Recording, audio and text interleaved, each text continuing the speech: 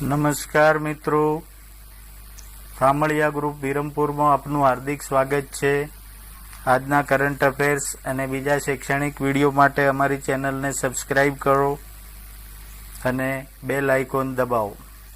ચાલો મિત્રો, તો આજના કરંટ અફેર્સની જાણકારી મેળવી લઈએ. તો પ્રથમ તો આજના દિવસ વિશે ચર્ચા કરીએ મિત્રો. તો આજે 2 સપ્ટેમ્બર 2021, આજે વિશ્વ નારિયેળ દિવસ ઉજવવામાં આવે છે.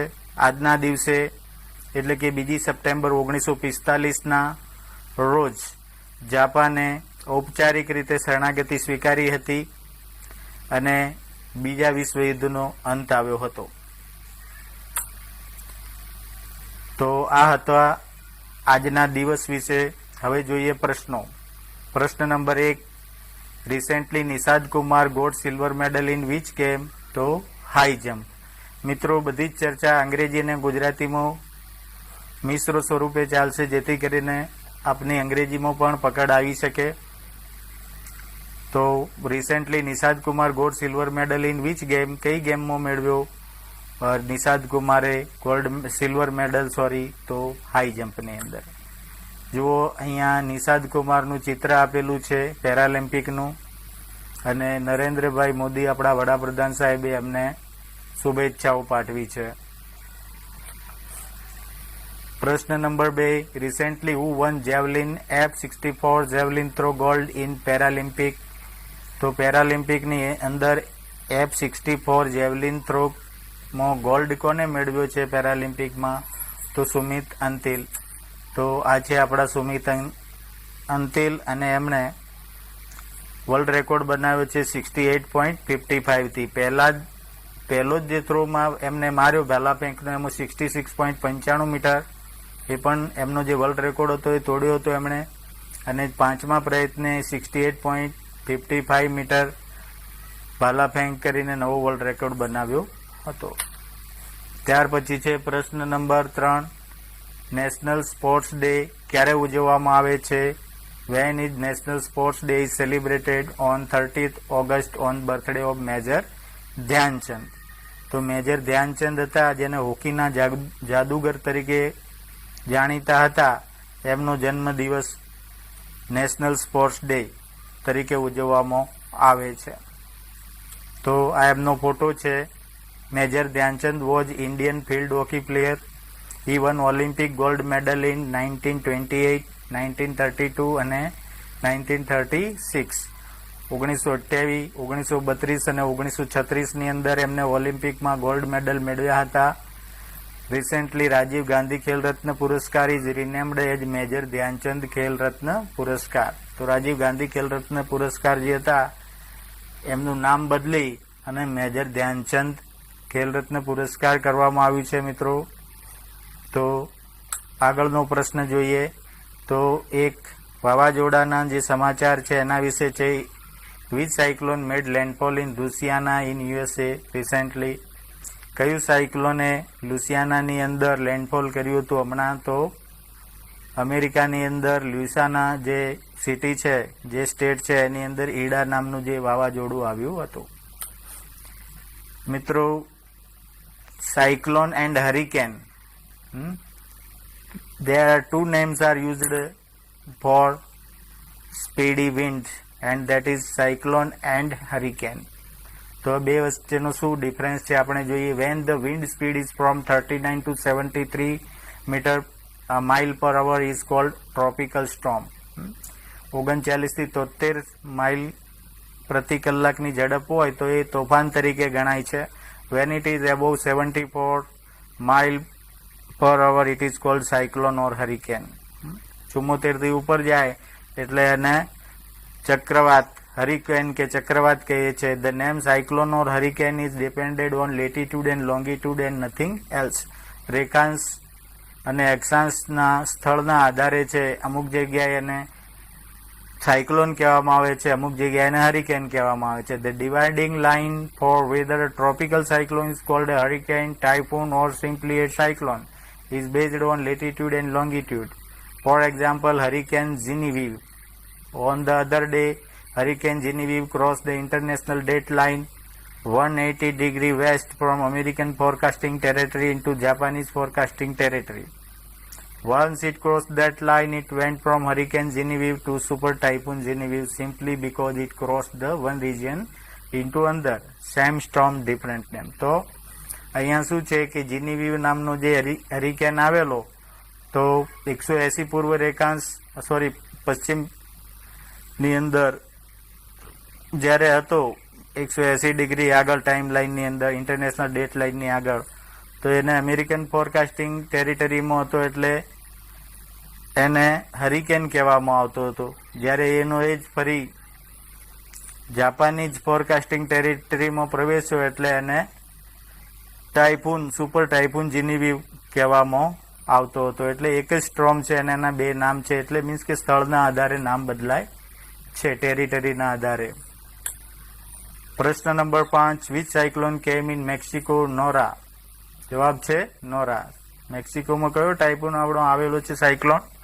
તો છે Nora. It was formed over Pacific Ocean on 25 August 2021.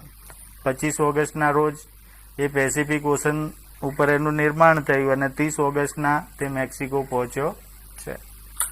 પ્રશ્ન number 6, government of India launched a new fitness app. What is its name? Government Bharat સરકારે એક નવું ફિટનેસ એપ રજૂ કર્યું છે, એનું નામ શું છે? Fit India mobile app. મિત્રો, આ ઘણું એક સરસ મજાનું એપ્લિકેશન છે. આપ પોતાના મોબાઈલમાં ઇન્સ્ટોલ કરી શકો છો, એનો લાભ ઉઠાવી શકો છો. ખરેખર ઇન્સ્ટોલ કરવા જેવું છે, મેં પણ ઇન્સ્ટોલ કર્યું છે. ફિટનેસના લગતી ઘણી કામની મહત્વની બાબત એમાં તમને જોવા મળશે. તો આપણા જે રમતગમત પ્રધાન છે અનુરાગ ઠાકુર, યુવા બાબતોના મંત્રાલયના મિનિસ્ટર, એમને આનું લોન્ચિંગ કર્યું છે. તો આ છે. Who is our union minister of youth affair and sports? ખેલકૂદ અને યુવા બાબતોના જે મંત્રી છે કોણ છે? અનુરાગ ઠાકુર. અહીંયા આપેલો છે ફોટો, બરાબર છે, ધ્યાનથી જુઓ. પ્રશ્ન નંબર 8 છે, what is the recent announcement of CBDT four tax payer? સૌથી પહેલા જાણી લઈએ સીબીડીટી શું છે. તો સીબીડીટી શું છે? Central board for direct taxes. બરાબર. તો it extended the deadline of various forms of for IT returns online. હમણાં જુઓ જે આઈટી પોર્ટલ આપણો હતો એની અંદર કેટલીક લેગ્સ આવી ગઈ હતી, મીન્સ કે જે આઈટી રિટર્ન ફાઇલ કરનારાઓને તકલીફ પડી રહી હતી, એને લઈને સરકારે એવી જાહેરાત કરી છે કે ભાઈ જે આઈટી ફોર્મ રિટર્ન જે ભરવાના જુદા જુદા ફોર્મ છે એની જે ડેડલાઇન છે એની સમય મર્યાદાને વધારવામાં આવી છે, એવી જે જાહેરાત સીબીડીટીએ કરી છે. પહેલાં 30 ઓગસ્ટ હતી, હવે 30 સપ્ટેમ્બર કરવામાં આવી છે. તો આ ઇન્કમટેક્સ ઓફ ઇન્ડિયાએ જે જાહેરાત કરી છે એ અહીંયા આપેલી છે. On consideration of difficulties reported by tax payer and other stake holder in electronic filing of certain forms under IT act 1961, CBDT has further extended the due date for electronic filing of such form. તો આની જે date extend કરી એનું એક જાહેરનામું મૂક્યું છે Twitter ઉપર. પ્રશ્ન number 9, who won the Belgium Grand Prix? બેલ્જિયમનો ગ્રાન્ડ પિક્સ કોણ જીત્યું? તો મેક્સ વર્સ્ટેપન. જો ફોટો આપેલો છે. હવે જુઓ, Belgium Grand Prix is F1 car race, Formula 1 car race છે અને Max Verstappen is racer of Red Bull. રેડબુલના તેઓ રેસર છે from Netherland. He also won Styrian Grand Prix, French Grand Prix and Austrian Grand Prix of 2021. આ વર્ષે તેમણે 3 grand Prix જીત્યા છે, Styrian Grand Prix, French Grand Prix અને Austrian Grand Prix. અને જે સ્પેનિશ ગ્રાન્ડ પ્રિક્સ હતો એ લુઈસ હેમિલ્ટન દ્વારા જીતવામાં આવ્યો છે. જોઈએ મિત્રો આગળ. International day against nuclear test is observed on? કઈ તારીખે ઉજવવામાં આવે છે ન્યુક્લિયર ટેસ્ટ, એટલે કે જે પરમાણુ પ્રયોગોના વિરોધનો દિવસ, આંતરરાષ્ટ્રીય દિવસ ક્યારે ઉજવવામાં આવે છે? તો 29 ઓગસ્ટના રોજ. તો એના વિશે થોડું જોઈએ. Nuclear test began on 16th July 1945. 1945ના 16 જુલાઈના રોજ આ જે પરમાણુ પ્રયોગોની શરૂઆત થઈ હતી અને અત્યાર સુધીમાં 2000 કે એથી વધારે પરમાણુ પ્રયોગો થયા છે જુદા જુદા રાષ્ટ્રો દ્વારા. On 2nd September 2009, the 64th session of United Nations General Assembly declared 29th August the International Day Against Nuclear Test. તો 2009ની 2 ડિસેમ્બરના રોજ જે યુનાઇટેડ નેશન્સ જનરલ એસેમ્બલીનું 64મું જે સેશન હતું એમાં નક્કી કરવામાં આવ્યું હતું કે ભાઈ 29મી ઓગસ્ટને આપણે જે પરમાણુ પ્રયોગોના વિરોધનો આંતરરાષ્ટ્રીય દિવસ જાહેર કરીએ છીએ. The UN General Assembly designated 26th September as International Day for Total Elimination of Nuclear Weapons. Total Elimination of Nuclear Weapons. જો આ બીજું છે પાછું. આમાં શું છે કે 26મી સપ્ટેમ્બરે સમગ્ર જે પરમાણુ શસ્ત્રો છે એના વિનાશ અને નાબૂદી દિવસ તરીકે નાબૂદીના આંતરરાષ્ટ્રીય દિવસ તરીકે 26મી સપ્ટેમ્બરનો દિવસ છે. બરાબર. તો આ બે શબ્દો વચ્ચે થોડો ફરક રહેલો છે અને બંને દિવસો યાદ રાખજો. પ્રશ્ન number 11. National small industry day is celebrated on 30th August. તો રાષ્ટ્રીય લઘુ ઉદ્યોગ દિવસ ક્યારે ઉજવવામાં આવે છે? તો 30મી ઓગસ્ટના રોજ. Every year on 30th August national day for small industry is celebrate. 30મી ઓગસ્ટના રોજ દર વર્ષે લઘુ ઉદ્યોગો માટેનો રાષ્ટ્રીય દિવસ ઉજવવામાં આવે છે. 2017થી એને ઉજવવામાં આવતો હતો. According to an UN blog, MSME forms 90% in numbers. હવે જુઓ, યુએનના એક બ્લોગની અંદર શું કીધું છે કે મધ્યમ અને લઘુ ઉદ્યોગો 90%, જે સંખ્યામાં 90% છે કુલ ઉદ્યોગોના, રોજગારીમાં 70% છે અને જીડીપીમાં 50% છે. વર્લ્ડ વાઇડ જે જીડીપી જે છે, રાષ્ટ્રીય આવક બધા દેશોનો લગભગ અડધો હિસ્સો લઘુ ઉદ્યોગોનો છે. UN General Assembly declared 27 June as MSME Day. તો 27 જૂનને એમણે MSME ડે તરીકે જાહેર કરવામાં આવી છે UN જનરલ એસેમ્બલી દ્વારા. અત્યારે આપણે જોઈએ છે કે 30મી ઓગસ્ટ છે આપણો રાષ્ટ્રીય લઘુ ઉદ્યોગ દિવસ છે. પ્રશ્ન number 12. GDP of India. Now see the question. How much growth is seen in the GDP of India in the first quarter of 2021 and 2022? Now see the answer is 20.21 compared to the first quarter of last year. In the first quarter of 2020 to 21 was less than this first quarter of this year. આ વખતનો છે 20.21% ગયા વર્ષ કરતાં વધારે છે. And this is the highest since the start of declaration of GDP. જેને જ્યારથી જીડીપીની શરૂઆત થઈ જાહેર કરવાની ત્યારથી સૌથી ઊંચો જે જીડીપીનો ગ્રોથ રેટ છે આ છે 20.21 અને પહેલા ક્વાર્ટરનો 2021નો 2021-22નો. પ્રશ્ન નંબર 13 છે. ગુજરાતની કઈ સિટી એવી છે કે જેને પ્લેટિનમ રેટિંગ આપવામાં આવ્યું છે? તો જવાબ છે ગિફ્ટ સિટી ઓફ ગાંધીનગર. તો મિત્રો, આ જે છે પર્યાવરણને લગતી બાબત છે. કેટલીક સિટીઓને પર્યાવરણની દ્રષ્ટિએ વધારે મહત્વની જાહેર કરવામાં આવી છે અને વિશ્વ સંસ્થાઓએ એના માટે એને ઊંચું રેટિંગ આપીને એને જે ગ્રીન રેટિંગ વધારવા માટે વધારે મદદ જાહેર કરી છે. તો આ છે ગિફ્ટ સિટી. ગિફ્ટ સિટીને આપણે પ્લેટિનમ રેટેડ સિટી તરીકે ઓળખાણ આપવામાં આવી છે. Gift city of Gandhinagar India's one and only one operational smart city છે. આપણી એક અને માત્ર એક ઓપરેશનલ સ્માર્ટ સિટી છે આપણા દેશની. And international financial service centre got certificate for first phase development by CII Indian green building council, જે આપણા પર્યાવરણ માટે કામ કરી રહી છે એના દ્વારા સર્ટિફિકેટ આપવામાં આવ્યું છે. અને એના સીઈઓ નો ફોટો તમે જોઈ શકો છો, Tapan Rai. Mister Tapan Rai is the MD and CEO. This authority is given for greener master planning and implementation. તો એ માટે આપવામાં આવ્યું છે. પ્રશ્ન number 14. Who took charge as Chief Secretary of Gujarat State?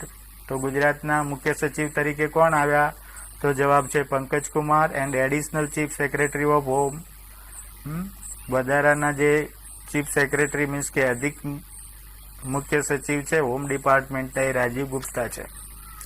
પ્રશ્ન નંબર 15 છે which benchmark did Nifty and Sensex cross?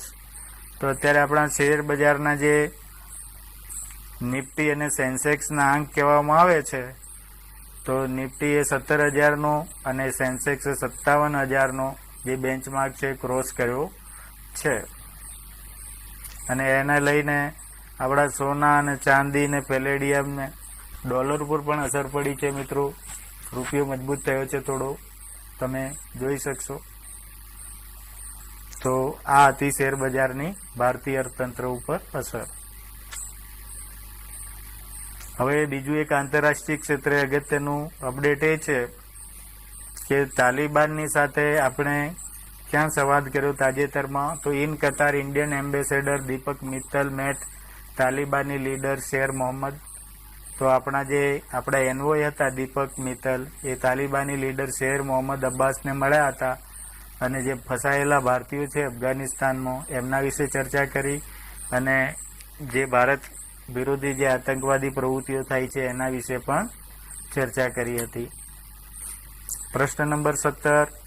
Who got gold medal in shooting in Paralympic? પેરાલિમ્પિકની અંદર ગોલ્ડ મેડલ કોને મળ્યો? તો જવાબ છે અવનીલ લેખારા. તો આ પેરા શૂટિંગ ઇવેન્ટની અંદર પહેલો મેડલ હતો. ભારતે 10 મેડલ જીત્યા છે ટોટલ અત્યાર સુધીમાં અને હજી પણ એની આશાઓ જીવંત છે કે બીજા મેડલ પણ આપણને મળશે. પ્રશ્ન number 18. Which south African fast bowler declared retirement recently? તો ડેલ સ્ટેન નામના એક સાઉથ આફ્રિકન જે બોલર હતા એમને પોતાનું રિટાયરમેન્ટ જાહેર કર્યું છે અને એમણે પોતાની કારકિર્દીમાં કુલ 699 ઇન્ટરનેશનલ વિકેટો ઝડપી છે. પ્રશ્ન નંબર 19. હાઉ મેની લેડી જજીસ appointed at Supreme Court of India and who are they? કઈ અને કેટલી જે સ્ત્રી ન્યાયાધીશોની નિમણૂક આપણે સુપ્રીમ કોર્ટમાં કરવામાં આવી છે? તો 3 વિમેન જજીસ were sworn in on Tuesday, મંગળવારે 3 સ્ત્રી ન્યાયાધીશોને નિમણૂક આપવામાં આવી છે અને તે છે હિમા કોળી, જસ્ટિસ નાગરત્ન અને બેલાબેન ત્રિવેદી. હવે જુઓ એના વિશેની ખાસ ચર્ચા.